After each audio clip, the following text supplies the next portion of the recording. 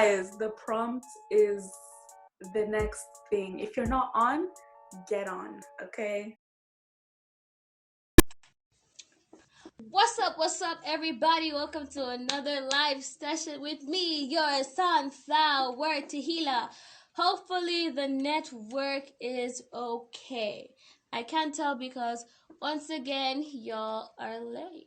So, hi, blessings.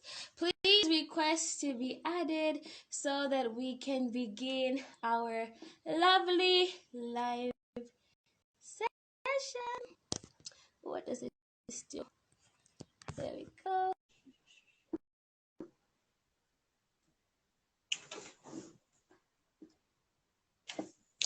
I'm not sure.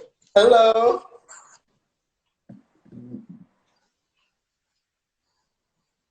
Hi, blessings. Hi. How are you? I'm good. What's up? Are you able to hear me loud and clear? Yeah, I can hear you perfectly.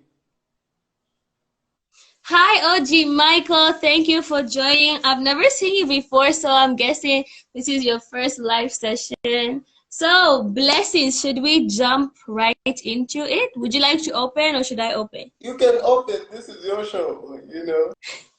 Okay, this is the thing, you guys. This is one thing you guys have to understand about the live sessions. Live session is basically you guys as the audience looking at somebody's video call. It's basically like a video call setup. So it's a free space. If you're at home, make sure you comment as we go. I know I haven't been very consistent because Ashman, I've been really busy, but thank you so much, blessings.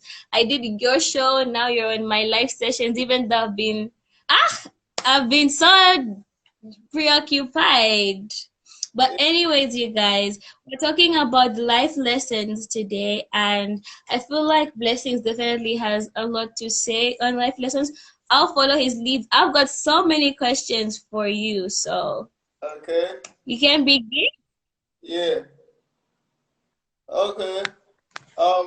So basically, I have a couple of points, though they are a little bit short. You know, I think the best way to start this is like the type of conversation people have, you know, on a day-to-day basis. Yeah. I feel like those really impact how effective we are, you know, before anything, before our beliefs, before anything, you know. So like let's say, for example, right?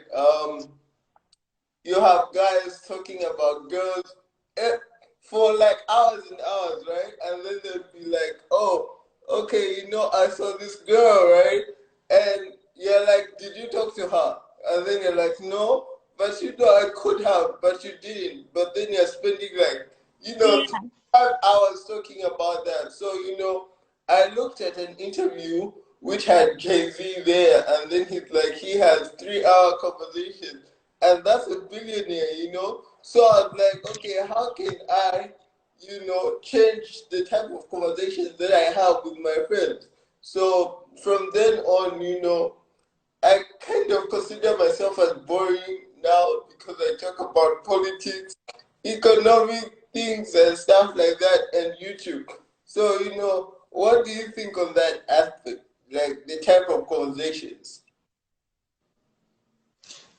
Hi, Vanessa. Hi. I think the type of conversations we have are super important. I just did a live on Facebook and we're talking about cyberbullying, cybersecurity, and depression.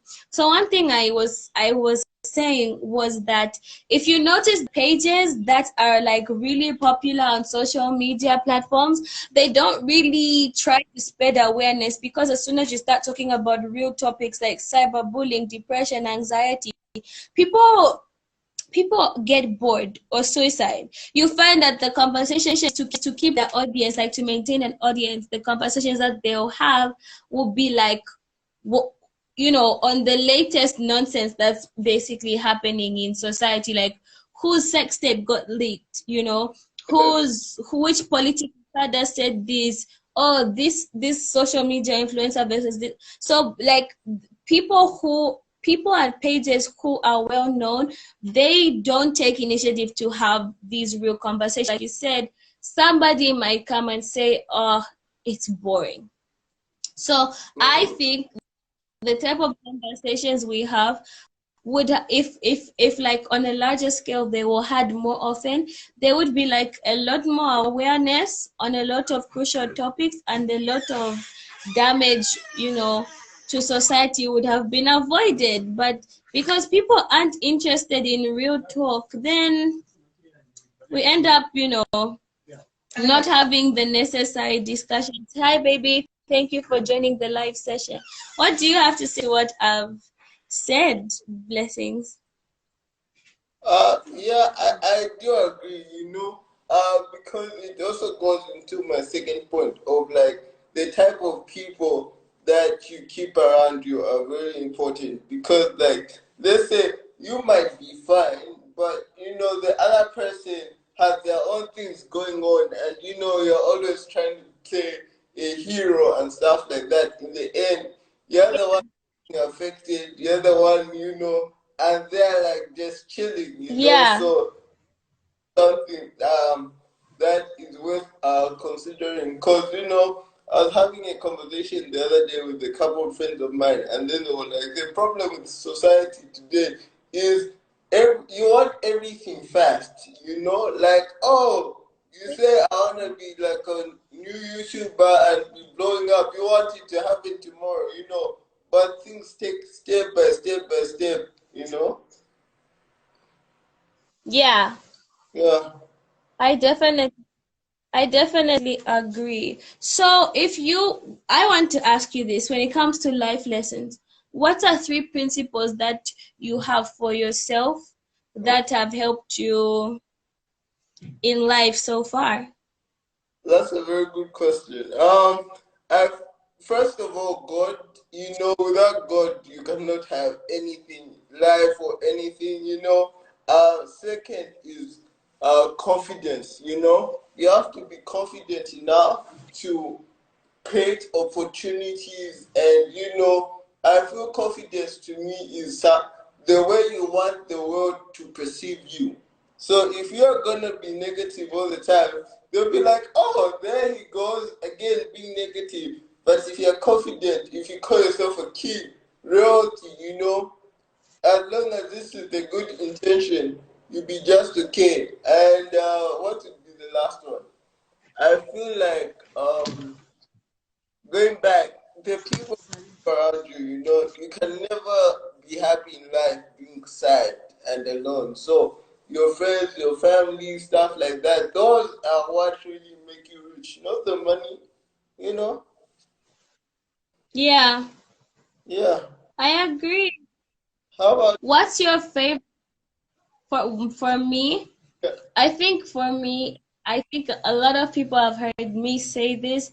I always say, have courage and be kind. I actually got that phrase, funny enough. I got that phrase from one of these Cinderella. Is it Mira? Is it Mira Mira? Not Mira Mira, but one of the Cinderella like versions. And her mother told her, have courage and be kind. And a lot of people don't have courage and they don't have kindness. I feel for me that that's that's how I live my life, to have courage and to be kind. It might seem simple, but it really is it's not that easy. So having courage, being kind, and I feel like to love.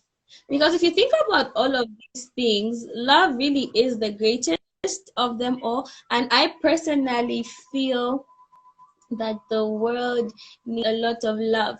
And if we're talking about life lessons, I don't think we've talked about enough life lessons concerning the issue of love. Hi, KD official. What do you think about love? What are some of your life lessons? Hi, Nasty. I don't know if you guys are still there. You guys keep coming in and going. Okay, anyways, bye, blessing. No, but I do believe in KD. What I think about love. I feel love to me is making time, sacrificing. Like everyone has busy schedules, you're not special something that, oh, you're more busy than this other person.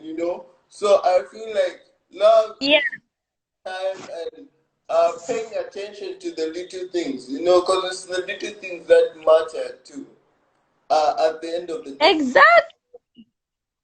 Uh-huh. I agree.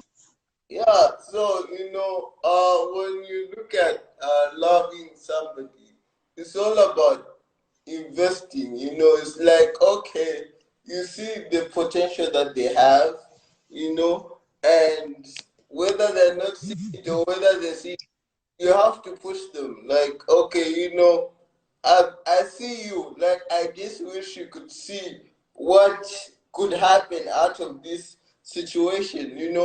And if you don't, then at the end of the day, love is also letting somebody make their own decisions. Because if you are always forcing somebody to do something to an extent, it's not love. Now that's just abuse to an extent. Yeah. Yeah, have you ever heard of the phrase, I'm hurting you because I love you? That's basically what society has begun to do to like a lot of people. Like in the name of love, we say we do certain things, but we're actually hurting um a lot of people. So I feel the only two people that have managed is like God and maybe our parents to an extent. Because God gives you lessons that can help you towards the future because He knows what's coming. So if you're ready now, you'll be prepared and just go right through, right? And also our parents in a way that there are a lot of things that my parents used to say when I was young and stuff, and when I'm with my nieces and nephews, I'm like, don't do this, don't do that, because I now understand. Now, these people are now taking things to like the extreme, as cheating on you because I love you. Oh, I did not believe in your dreams because I wanted you to go harder. I'm like, no, you did not, you know. So I feel Exactly. it's kind of exaggerated now, So I feel like there needs to be a definition. I feel that society is very good at defining the wrong things, and if they could define the right things, then people would be like a lot more outgoing and outspoken. All right, cool. So let's talk a little bit about parenting. What are Uh-huh. your thoughts and how do you feel about parenting? And then also on your end, what type of parental approach would you want to take to your kids? You know, parenting is one of my favorite things that I think about like on a day-to-day basis. Cause like one day I really wanna have like a daughter. Cause I know a son is it's more easier. With a daughter, you have to be very protective and stuff like that. So I feel when yeah, I mean in a way that like, okay, let me explain myself.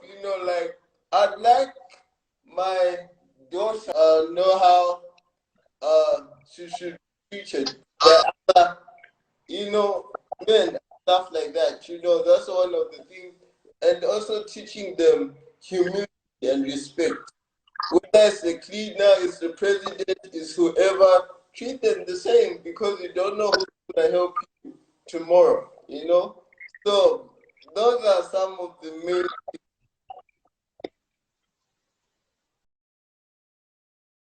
Do you do you agree with the way parents handle issues like depression and anxiety?